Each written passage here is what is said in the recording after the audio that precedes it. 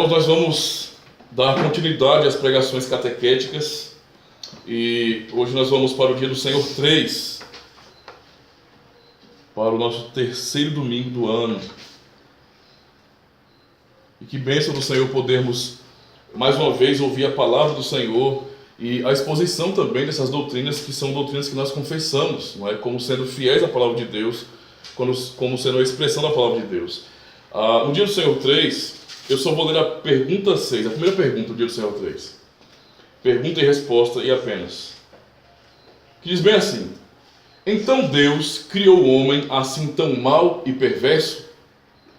Não, pelo contrário.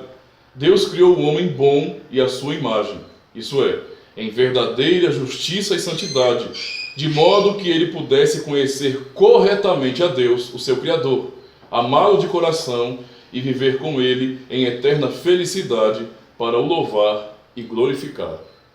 Esse é o texto do Catecismo, onde nós temos essa pergunta tão importante, na verdade, e eu já tive algumas surpresas ao perguntar isso, não é? De outra forma, claro, para algumas pessoas que acabaram admitindo, não é, que Deus criou o homem pecador. Não é? Algumas pessoas têm isso em suas mentes. Quando pensam em questão de soberania de Deus, não é, já imaginam que Deus criou o homem pecador. E se você pensa assim, é dada a razão àqueles que se dizem ateus, não é, e que questionam como é que pode um Deus que é bom e todo-poderoso permitir o mal no mundo, não é? Ele é o autor nesse sentido do mal. As pessoas que não conhecem o Evangelho, não conhecem a Escritura, vão afirmar isso de maneira direta. E cristãos, às vezes, acabam pensando assim. Isso é um erro terrível. É por isso que essa pergunta, que é simples, mas é muito importante, está no nosso catecismo. Porque os cristãos precisam refletir sobre essa verdade, sobre essa realidade. Afinal de contas, de quem é a culpa por todo o pecado, pela queda, pelo sofrimento no mundo? Se você quiser entender que Deus, porque Ele é soberano, Ele é culpado, você está indo contra a revelação que Deus mesmo dá. A Escritura não é uma revelação nossa. É Deus quem revela isso. E é Deus, em sua palavra, que está dizendo, foi o homem. Então isso realmente fecha a questão, não é? Se cremos na palavra de Deus, devemos confiar que isso é a verdade. Nós lemos o texto de Gênesis 3, o texto que narra justamente essa queda, onde nós temos registrado a queda do homem, não é? Mas para compreendermos bem essa pergunta e resposta, não é? E isso ficar mais fechado em nosso coração e nossa mente, vamos pensar nisso acerca da palavra de Deus, entendendo que o catecismo trata disso justamente por essa necessidade que as pessoas têm de saber a realidade da culpa do pecado. Porque se não há essa compreensão, não é, as pessoas vão tratar Deus como sendo o culpado e nós como se fôssemos vítimas de Deus, não é? Nós somos apenas vítimas de Deus, é o que muitas pessoas acabam pensando. Então essa questão ela é muito importante, ela é muito atual, ela é muito necessária, não é? Nós não podemos conceber em nosso coração de forma alguma que Deus seja o autor do mal, porque isso é uma blasfêmia. Porque Ele mesmo está dizendo que é o homem. Ele está narrando tudo o que Ele deu ao homem. Para compreendermos isso então, irmãos, vamos observar primeiro uma pergunta importante. Para entendermos a nossa culpa, qual a condição em que nós fomos criados? Em qual condição Deus criou a humanidade? Deus criou o ser humano numa condição ruim, negativa, numa condição de prejuízo. O homem foi colocado em um contexto hostil, mau. O homem foi criado em sua própria natureza mal, nesse sentido. Não é isso que a Escritura diz, não é? Quando nós lemos a palavra do Senhor. Vamos observar uns textos da palavra de Deus, Gênesis 2. Gênesis 2, narrando diretamente a criação do homem. E nós vamos perceber que Deus criou o homem bom, não é? Não há nada de mal aqui nesse sentido. Gênesis 2, versículo 4 ao versículo 9, e depois versículo 18 ao 25. Gênesis capítulo 2, do versículo 4 ao versículo 9. Diz bem assim: esta é a gênese dos céus e da terra, quando foram criados. Quando o Senhor Deus os criou, não havia ainda nenhuma planta do campo na terra, pois ainda nenhuma erva do campo havia brotado, porque o Senhor Deus não fizera chover sobre a terra, e também não havia homem para lavrar o solo. Mas uma neblina subia da terra e regava toda a superfície do solo. Então formou o Senhor Deus ao homem do pó da terra, e lhe soprou nas narinas o fôlego de vida, e o homem passou a ser alma vivente. E plantou o Senhor Deus um jardim no Éden, na direção do Oriente, e pôs nele o homem que havia formado. Do solo fez o Senhor Deus brotar toda sorte de árvores agradáveis à vista e boas para alimento, e também a árvore da vida no meio do jardim e a árvore do conhecimento do bem e do mal. No versículo 18, a partir do versículo 18, nós temos a narrativa da criação da mulher. Ou seja, isso é uma narrativa detalhada, diferente da narrativa primeira, do capítulo 1. Diz bem assim, no versículo 18, diz: Mas o Senhor Deus, não é bom que o homem esteja só. Far-lhe-ei uma auxiliadora que lhe seja idônea. Havendo, pois, o Senhor Deus formado da terra todos os animais do campo e todas as aves dos céus, trouxe-os ao homem para ver como este lhe chamaria. E o nome que o homem desse a todos os seres viventes, esse seria o nome deles. Deu nome o homem a todos os animais domésticos, às aves dos céus e a todos os animais selváticos.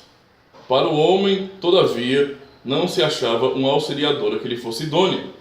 Então o Senhor Deus fez cair pesado sono sobre o homem, e este adormeceu. Tomou uma das suas costelas e fechou o lugar com carne. E a costela que o Senhor Deus tomara ao homem, transformou-a numa mulher e lhe a trouxe. E disse o homem: Esta, afinal, é osso dos meus ossos e carne da minha carne.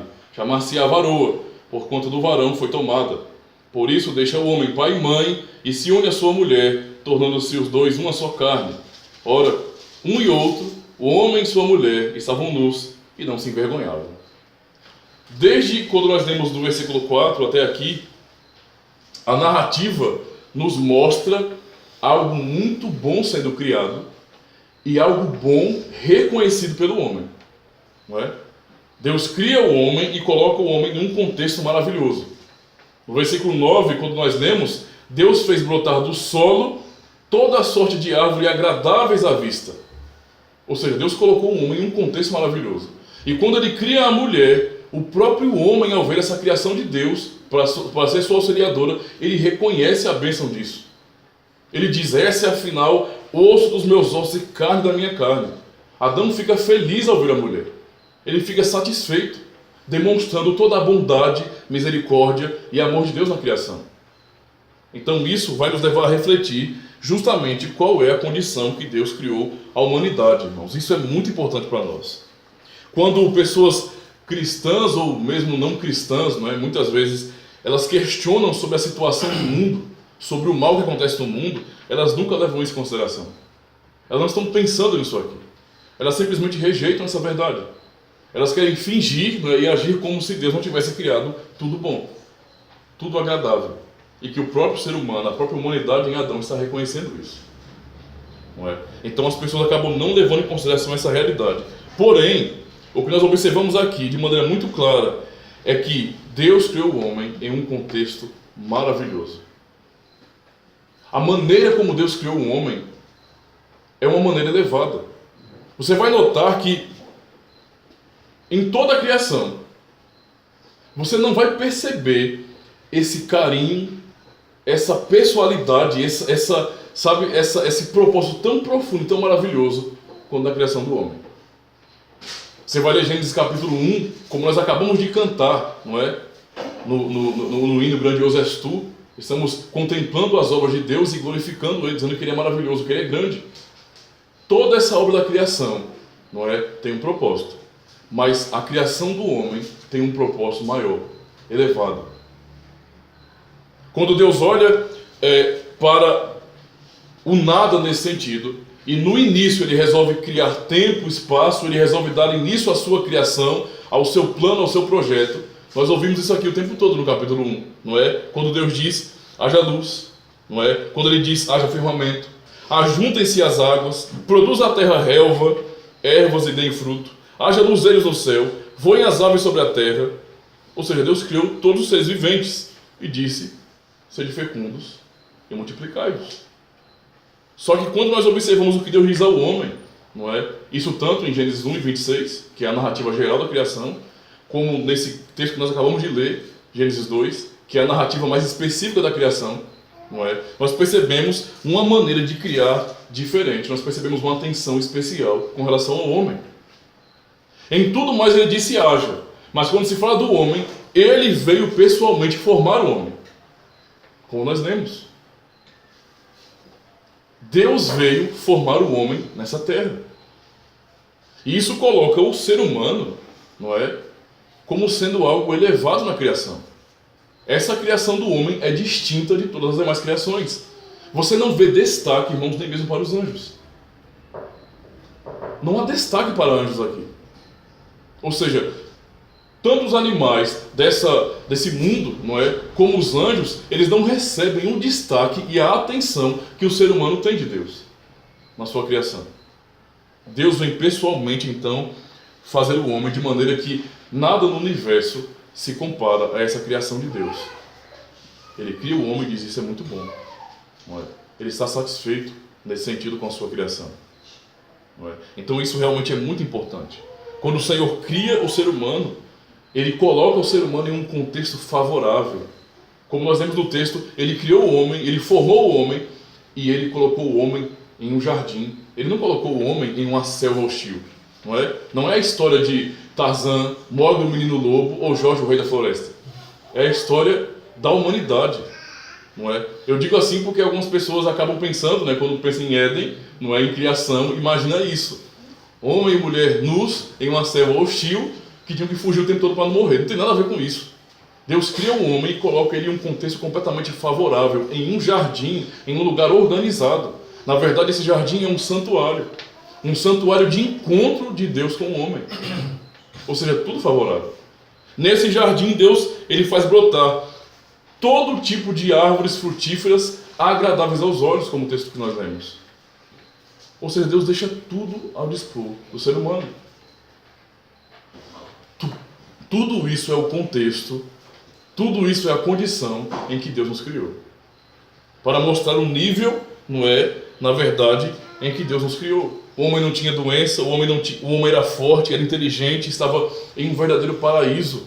Essa era a realidade do homem. Na verdade, quando você lê Gênesis, se você entende Gênesis de maneira correta, você não pode comparar Gênesis de maneira nenhuma com nada que nós vemos hoje. Não há nada que aconteça hoje aqui que se compare a isso. Nada. Não é? Tamanho nível, nesse sentido, de bondade do Senhor para com o ser humano. Ele realmente colocou o ser humano em um contexto maravilhoso, em um contexto completamente de bênção. Essas foram as condições que o homem foi criado. E não é só isso. Deus criou o homem, colocou ele nesse contexto tão maravilhoso, não é, de um paraíso onde ele tinha tudo. E ele não só tinha direito a provar e comer do que Deus tinha feito. Na verdade, Deus deu domínio ao ser humano. Deus tratou o ser humano como um verdadeiro rei. Não é? Se multipliquem e dominem sobre os peixes do mar, sobre as aves do céu, sobre os animais da terra. Vocês são reis aqui. Eu estou colocando vocês em um reino, dominem, subjuguem esse reino. Absolutamente tudo. O homem foi criado, maduro, com conhecimento correto de Deus, não é? Para governar este mundo. Um contexto elevadíssimo. Nada a ver com a mentalidade de que Deus nos criou em um ambiente hostil e devido a todo esse contexto ruim, não é, em que nós fomos criados, não é, que veio o pecado. Completamente contrário. E para desfrutar de tudo isso, dessa criação maravilhosa, Deus criou o homem à sua imagem, conforme a sua semelhança. Gênesis 1, 26. E isso realmente destaca o ser humano. Destaca o ser humano. Isso demonstra que Deus, ele criou o ser humano não apenas com um propósito limitado de existência, mas na verdade criou o ser humano com o objetivo de o ser humano espelhar Deus neste mundo. Deus é o rei do universo e criou o ser humano para ser rei aqui nessa terra, para governar essa terra. E o ser humano para espelhar Deus aqui nessa terra, para ser um reflexo de Deus aqui nessa terra. O homem com capacidade para glorificar a Deus e obedecer a sua lei, iria refletir de maneira correta Deus aqui nesse mundo. Então veja a diferença, a distinção que há da nossa criação para a criação de qualquer outro ser. Isso mostra, irmãos, o amor de Deus a sua misericórdia, a sua bondade e o seu propósito. Quando nós lemos que Deus criou o homem à sua imagem, conforme a sua semelhança, o que queremos dizer com isso? Será que Deus estava moldando o ser humano de acordo com algum formato que ele tinha? O que Deus quer dizer com isso? O que a Escritura quer dizer com isso?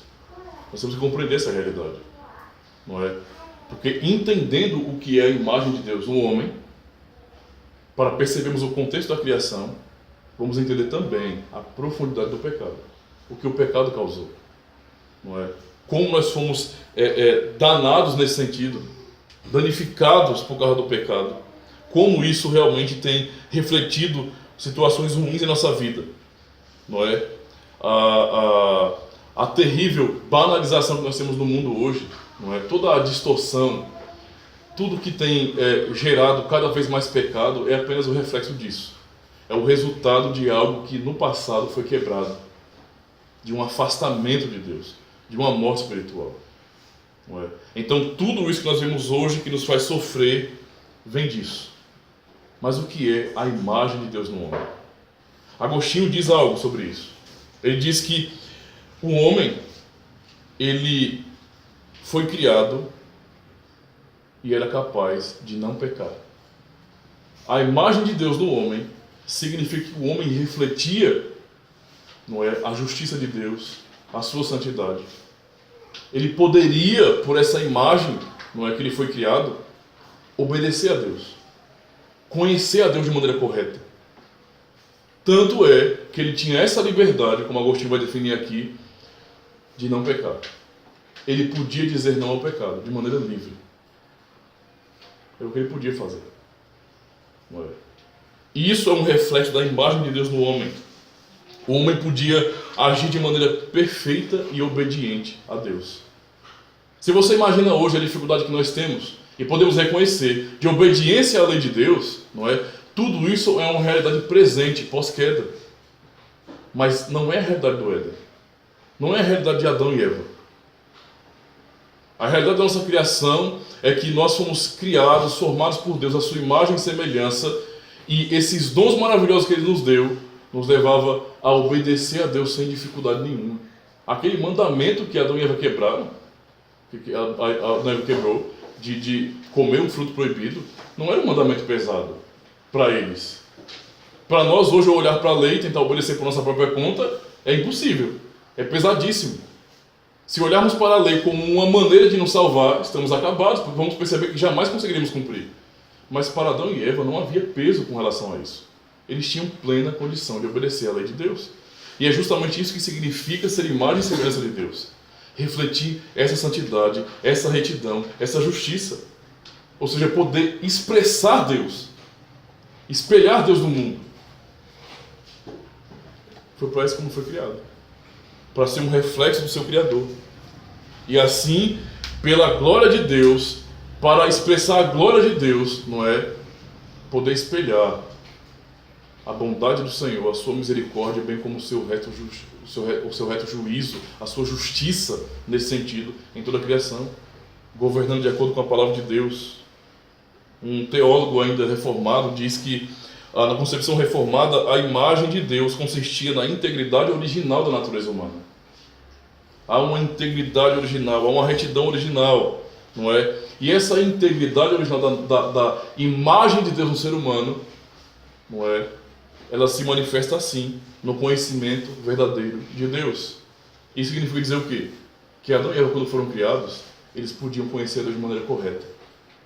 Não havia a menor possibilidade de distorções na mente deles. Não havia pecado no coração deles, na mente deles. Então eles não tinham, nesse sentido, neles, uma disposição para distorcer o conhecimento de Deus. Isso significa dizer que eles não tinham disposição nenhuma para idolatria, irmãos, para a criação de falsas religiões. E isso é uma realidade no pós-queda.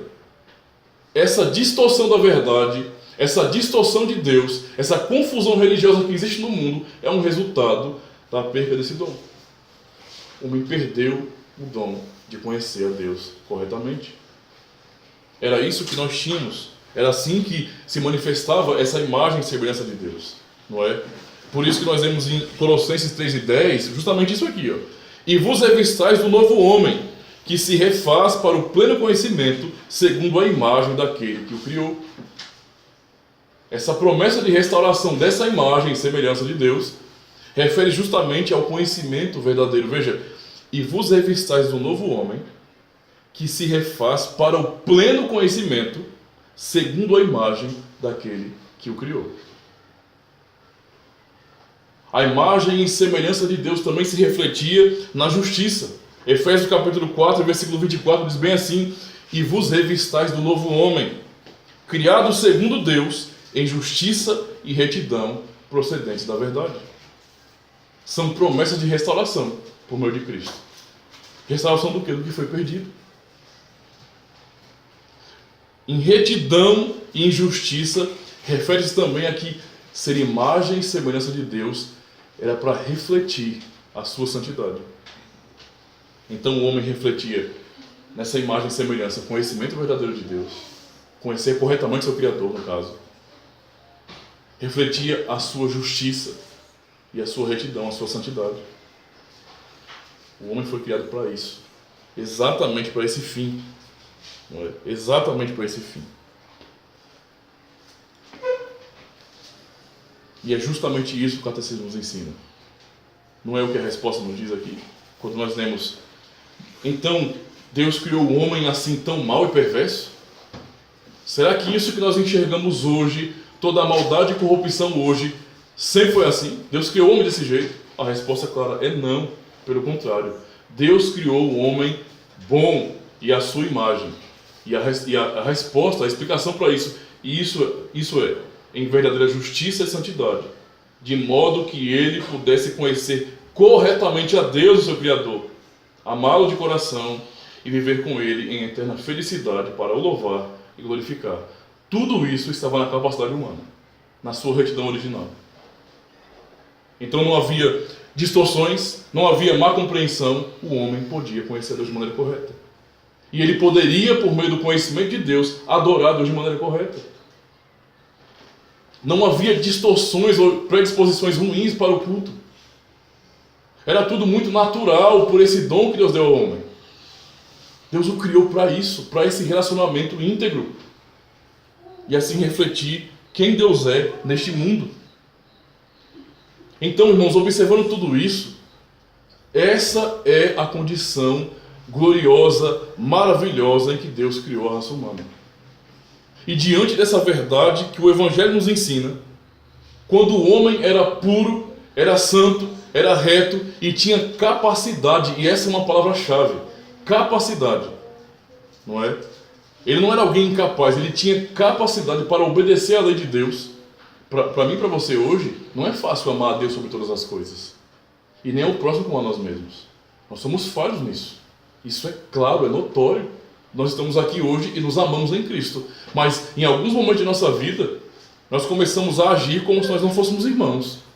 E acaba que um prejudica o outro. E isso tudo é a amostra nesse sentido da nossa falha. Mas com Adão e Eva não havia isso. Eles tinham capacidade para amar a Deus sobre todas as coisas e ao próximo como a eles mesmos. Eles não tinham dificuldade nenhuma. Essa é a condição maravilhosa, não é? Não havia dificuldade. E é daqui que vem a nossa culpa. Entendendo essa condição, temos que reconhecer que é nesse estado sublime, do qual nós não podemos ter ideia ainda nesse mundo. Lemos o relato dessa realidade, mas nunca provamos disso fisicamente neste mundo. É nesse estado sublime, quando o homem tinha tudo. Quando Deus dotou ele de dons maravilhosos. Não é? Quando ele tinha absolutamente tudo. Governo, refletia a imagem de Deus, todo o bem, tudo ao dispor dele para o seu prazer santo, para a glória de Deus, é que ele escolheu pecar. É que ele resolveu dar ouvidos ao diabo, como nós lemos em Gênesis 3. É que ele não se conformou com tudo que ele tinha, de ser o reflexo de Deus, a imagem de Deus, não é? E diz bem assim, eu quero mais do que isso. Eu não quero apenas ser um reflexo de Deus nessa criação. Eu quero ser o próprio Deus. E por querer ser como Deus, que ele já era. Eles já eram nesse sentido como Deus, no sentido que eles refletiam a Deus. Mas eles quiseram ser o próprio Deus. E por causa disso, eles escolheram a morte. Eles preferiram perder tudo para alcançar esse desejo maldito. Não há quem seja como Deus. Ele é incomparável. Deus já nos criou em um nível superior a qualquer outra criatura. Eu lembro de Apocalipse, quando nós lemos Apocalipse, quando João ele recebe a mensagem do anjo que vem até ele, não é? Já no capítulo 19, a atitude de João, ao ouvir o que o anjo tem a dizer, é se prostrar para adorar o anjo. João se prostra para adorar o anjo. E o anjo repreende a João, dizendo: não faça isso. Eu sou conservo teu. Eu sirvo a vocês e aos seus irmãos. Adora a Deus. Um anjo reconhece isso. A criação do homem é algo maravilhoso, irmãos. E na verdade é de deixar triste quando você vê o mundo desprezando o que o ser humano é. Dia após dia banalizando essa imagem de Deus. Nós somos como um espelho. Deus nos criou como um espelho para refletir a sua imagem nessa criação, nesse mundo. Mas quando Adão e Eva escolheram o pecado, quando eles quiseram ser mais do que tudo aquilo que Deus já tinha os feito e dado a eles, foi como se esse espelho tivesse quebrado. Nós continuamos sendo o que fomos criados para ser. Somos seres humanos, que ainda somos a imagem de Deus. Mas essa imagem de Deus em nós está completamente distorcida. De maneira que nada funciona como deveria funcionar. Meu intelecto, o seu intelecto não é mais o mesmo. A nossa mente é corrupta. Não era como antes da queda. As nossas capacidades são limitadas. Há egoísmo em nós. A imagem de Deus em nós está completamente distorcida. Nós temos noção de justiça. Nós sabemos o que é santidade. Mas muitas vezes desejamos com egoísmo a injustiça. E não conseguimos expressar a santidade. Tudo isso, não é, mostra essa terrível distorção. Foi o próprio ser humano quem escolheu a morte. E esse é o ponto. O próprio ser humano escolheu se afastar de Deus e sabendo exatamente do preço que ele pagaria. Não era algo obscuro. Deus não tinha dito algo para ele sem demonstrar a sentença disso. Deus disse: se vocês me desobedecerem, se vocês comerem daquilo que eu proibi, vocês vão morrer. Ou seja, em termos de conhecimento, de revelação, não é? Mesmo sem a experiência, mas eles sabiam, Deus disse o que é o mal. Vocês vão provar nesse sentido o que é o verdadeiro mal. Vocês vão morrer se vocês me desobedecerem. Eles sabiam das consequências e desobedeceram assim do mesmo jeito. Nós escolhemos a morte. E por isso, irmãos, qualquer atitude ateísta, qualquer uma dessas frases tolas que as pessoas dizem, não é? Deus é bom e todo-poderoso e o mal existe no mundo. É por isso que eu não acredito em Deus. É uma frase, é um pensamento completamente irresponsável de pessoas que não querem assumir as suas culpas. De pessoas que querem fugir da realidade de que elas escolheram o mal para si. Elas plantaram o mal e não querem colher o mal. Isso é hipocrisia, é mentira, é enganação das pessoas. É você querer fugir da responsabilidade de que nós mesmos causamos a nossa própria destruição. Porque Deus nos deu tudo, absolutamente tudo, e inclusive a liberdade para não pecar. A liberdade, o poder de dizer bem assim: nós não aceitamos a oferta do diabo, nós rejeitamos isso. Porque nós temos muito mais. Nada que o diabo possa nos dar, nada que ele pode nos dizer é superior ao que Deus já nos deu. Eles tinham toda a liberdade para fazer isso. Mas preferiram dar ouvidos ao diabo. Nós somos os culpados pela morte, pela destruição, pelo pecado, pelo mal do mundo. E é isso que a Escritura quer deixar muito clara. Por isso, isso é bem registrado na Bíblia. Para que nós venhamos saber disso. E sentir o peso disso aqui. E pensar em todas as consequências práticas em nossas vidas. Deus quer que nós venhamos olhar, ao aprendermos sobre esse texto, olhar para a nossa própria vida e reconhecer tudo isso que está acontecendo aí de ruim na minha vida pessoal, às vezes na minha família. Tudo que nos cerca de ruim é culpa nossa. Eu sou culpado. É assim que Deus quer que a gente venha, na verdade, reconhecer essa realidade. Como isso é importante, irmãos. Como isso é importante. A prova dessa maldade, irmãos, é que o homem perdeu dons graciosos que tinha. Esse primeiro dom, que é tão importante, era esse dom de conhecer a Deus de maneira correta. É por isso que desde a queda, desde quando Adão caiu, não é? Há uma distorção da religião no mundo. Toda religião, você pode observar, você tem Adão e Eva, a queda, Deus revelando a verdadeira religião, a religião do sacrifício que aponta para Cristo, crendo na promessa de Deus.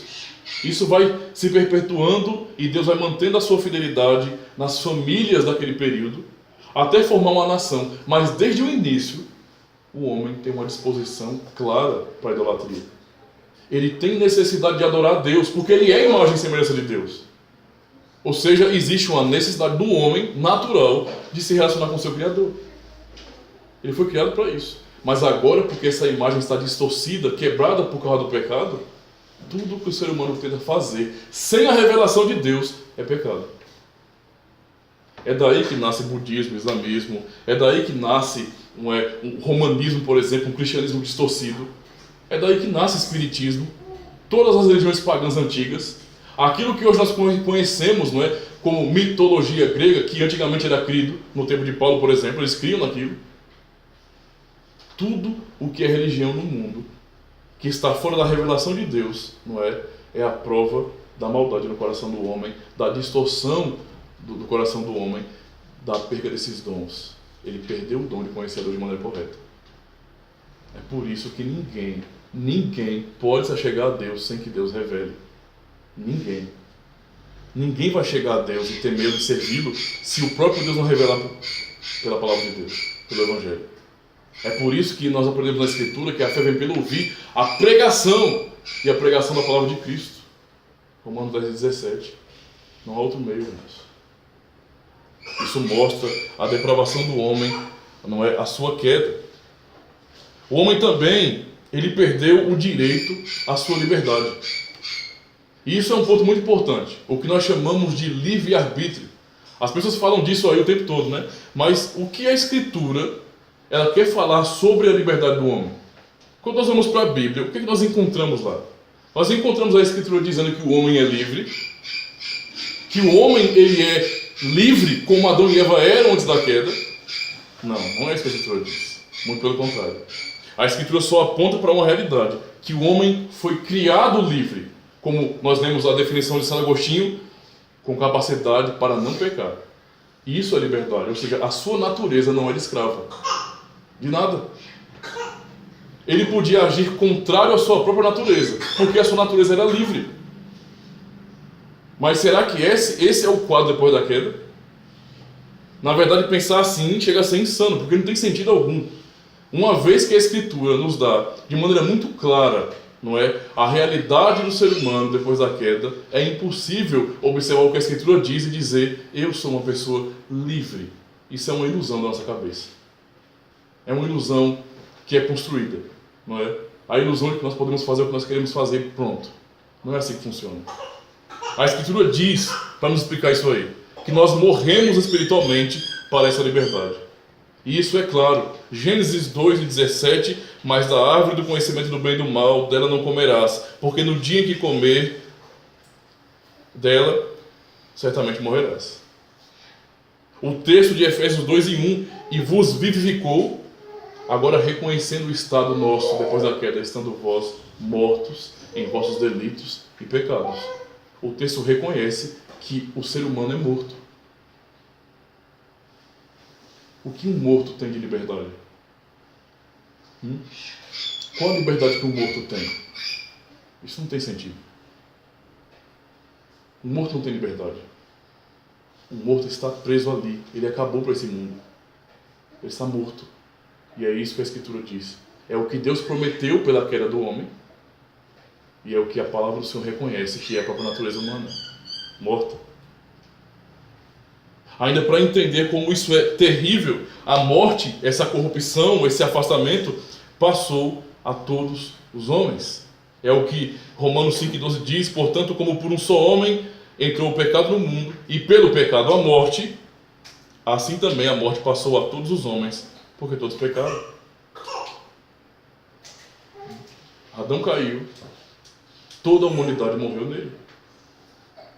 É por isso que Davi no Salmo 51 vai reconhecer no verso 5: eis que iniquidade fui formado, e em pecado me concebeu minha mãe. Nós somos formados em iniquidade. Nós somos concebidos em pecado. Nós já nascemos assim. Nós nascemos mortos, afastados de Deus. Ou seja, nós nascemos escravos. Esse dom maravilhoso de poder ir contra a nossa própria natureza e dizer não ao pecado acabou em nós. Ninguém consegue viver sem pecar. Neste mundo isso é impossível. Todos são pecadores. Por natureza, porque nasceram assim, e provam todos os dias que são pecadores por suas práticas. Todos, sem exceção. Somente Cristo, porque Ele é a promessa. E Ele é Deus, não é? Que nasceu nesse mundo sem ser contaminado. Mas a Escritura diz que todos pecaram. Então, abaixo de Cristo, estamos todos mortos espiritualmente. Essa é a realidade humana, irmãos. Isso é a danação em que nós nos metemos. Por perder essa capacidade de liberdade que nós tínhamos, nós perdemos a capacidade de compreender a Deus e de buscar a Deus também. Então, sem Deus, não há quem busque a Deus. Se Deus não agir, ninguém buscará. É isso que a Escritura diz em Romanos 3, 11 e 12, quando nós lemos: não há ninguém que entenda. Deus está dizendo que não há uma pessoa nesse mundo que, a parte de sua revelação, entenda Deus. Não há um. Ninguém chegará ao conhecimento de Deus por sua própria conta. Não há quem entenda. Ele fala: não há quem busque a Deus. Ninguém em sinceridade nesse mundo buscará Deus, a não ser que Deus revele o seu evangelho para essa pessoa, a não ser que Deus restaure a sua imagem dessa pessoa. Todos se desviaram ou se extraviaram e juntamente se fizeram inúteis. Não há quem faça o bem, nenhum sequer. Toda a ação humana, longe da revelação, é má, é iníqua. Isso não é opinião nossa, é a Escritura quem diz. Como é que diante disso eu posso dizer que eu tenho liberdade? Isso é impossível. Isso não tem sentido. A capacidade para isso foi perdida. Nós jogamos fora. Nós escolhemos a escravidão. Nós escolhemos estarmos limitados ao pecado. Essa é a grande realidade, irmãos. Não é? Isso só mostra o terrível estado da humanidade.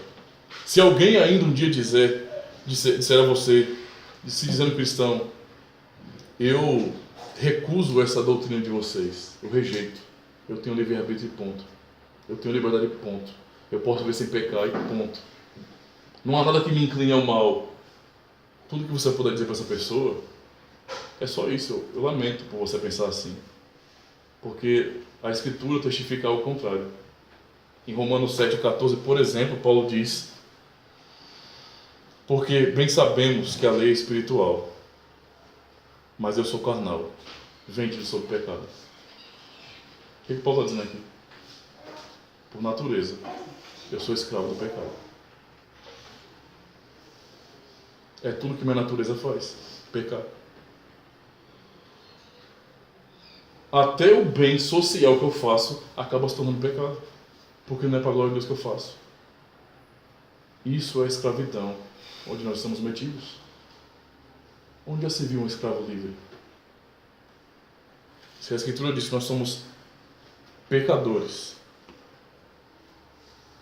que nós perdemos esses dons, e reconhecemos que perdemos esses dons, porque a Escritura diz em Romanos 3,23, todos pecaram e destituídos estão da glória de Deus. Que glória de Deus é essa que habitava em nós? Que nós expressávamos era a sua imagem e semelhança.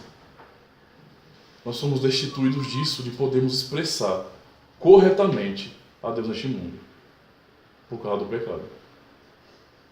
Agora, para concluir, irmãos, imagine se a história acabasse aqui. Imagine se depois nós podemos reconhecer que nós causamos a nossa própria morte e destruição e condenação ao inferno, se a história simplesmente acabasse aqui.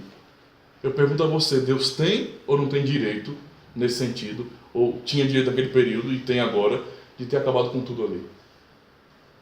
Ele não precisava ter prometido nada, nem ter decidido nada na eternidade em nosso favor. Mas o que Deus faz? Ele tem todo o direito de nos condenar ao inferno. Veja, eu dei tudo a vocês, eu dei a minha glória a vocês, para vocês expressarem a minha imagem nesse mundo, eu dei capacidade a vocês, eu coloquei vocês em um contexto maravilhoso, gracioso, um paraíso. Eu criei vocês para se relacionar comigo. Nós tínhamos, nesse sentido, um relacionamento de uma religião verdadeira. Nada faltava a vocês. Eu criei todas as delícias possíveis para vocês, desfrutarem. Vocês poderiam ter prazer santo. Vocês poderiam conhecer melhor a criação, entender o meu poder dia após dia. Vocês tinham tudo. E vocês abandonaram tudo para tentar ser como eu, igual a mim. Vocês quiseram ser Deus e isso derrubou vocês. Deus tem todo o direito de simplesmente mandar todos para o inferno, sem exceção, irmãos. Nenhum de nós aqui tem o direito de entrar no céu por nossa própria conta. Todos nós somos dignos de condenação. Mas o que Deus fez ao casal que acabou de cair e que poderia ter sido morto ali, porque a lei é assim. O salário do pecado é a morte. Romanos 6:23. Mas o dom gratuito de Deus é a vida. E isso foi manifesto quando Deus disse a Adão e Eva de maneira muito clara: eu vou enviar o meu filho. Eu vou produzir, eu vou gerar a remissão, a salvação da humanidade que vocês mataram pela própria humanidade. E o que Deus estava dizendo em Gênesis 3:15? Eu vou me tornar um de vocês para salvá-los. Esse é o amor de Deus, é o Evangelho. Ao invés de nos matar, Deus promete restaurar aquilo que nós quebramos. E Ele não promete apenas restaurar, porque a promessa do Evangelho não é um retorno para o Éden. Não é Deus dizer bem assim agora, saia o querubim, não é? Eu vou tirar essa espada que guarda o caminho da árvore da vida, para que vocês possam voltar para o Éden. Não é isso. Deus restaura a sua imagem em nós por meio de Cristo, pelo poder do Espírito Santo, mas Ele também nos promete uma ascensão. Ele promete que nós chegaremos a um nível superior ao que Adão e Eva tinham. De maneira que a promessa do Evangelho é uma graça superabundante. Irmãos, Ele tinha todo o direito de condenar a nossa vida, mas o que Ele faz é nos restaurar em Cristo e nos dar uma promessa ainda muito mais excelente. De dizer bem assim, o que eu tenho para vocês, o que eu vou revelar em vocês, é algo que não pode ser comparado a nada. Eu já criei vocês na bênção, mas eu vou levar vocês para uma bênção ainda mais excelente. Vocês não serão apenas restaurados na imagem e semelhança de Deus. Vocês serão aperfeiçoados. Vocês serão levados ao nível que vocês não mais pecarão. Que não haverá mais nenhuma possibilidade de erro em vocês. E qual é a prova disso? A prova disso, irmãos, a prova cabal dessa realidade é o nosso Senhor Jesus Cristo. É por isso que, mais uma vez citando Colossenses 3:10, ele diz: e vos revistais do novo homem que se refaz para o pleno conhecimento segundo a imagem daquele que o criou. É isso que ele está dizendo para a sua igreja. Assumam essa posição, porque o que Deus deu a vocês é superior. Vocês serão restaurados, mas vocês também chegarão a um nível superior a isso. E no versículo 24 de Efésios 4, e vos revistais do novo homem, criado segundo Deus, em justiça e retidão, procedente da verdade. Cristo é a prova viva de que nós ascenderemos, de que nós seremos elevados em nossa natureza. Cristo é a própria viva, a prova viva disso aí. Como Hebreus 1 e 3 diz, Ele é a imagem perfeita de Deus. É a expressão exata do ser de Deus. Assim, Deus nos levará também, irmãos, a sermos como Cristo. Ele é o modelo, Ele é as primícias dessa nova criação, para essa restauração tão incomparável que Deus tem para a sua igreja. Isso só mostra como Deus é bom. Como Deus é bom. Geralmente, quando nós temos a oportunidade de agir com justiça, de punir aqueles que nos prejudicaram, às vezes não pensamos duas vezes. Ele tem que pagar. Mas Deus em Cristo, Ele olha para nós e ao invés de nos matar, Ele matou o seu próprio filho. Para nos dar a vida do seu filho e nos transformar à imagem dele. Isso é o Evangelho. O reconhecimento da nossa miséria, de que nós somos culpados, de que nós merecemos todo o castigo, mas ao mesmo tempo um grande e incomparável consolo de que Deus já nos abençoou e ainda nos abençoará em Cristo. Quando o nosso Senhor Jesus Cristo vier, finalmente, todas as coisas serão restauradas. E nós, pecadores que somos, seremos revelados no universo como os filhos de Deus. Esse é o Santo Evangelho. Amém.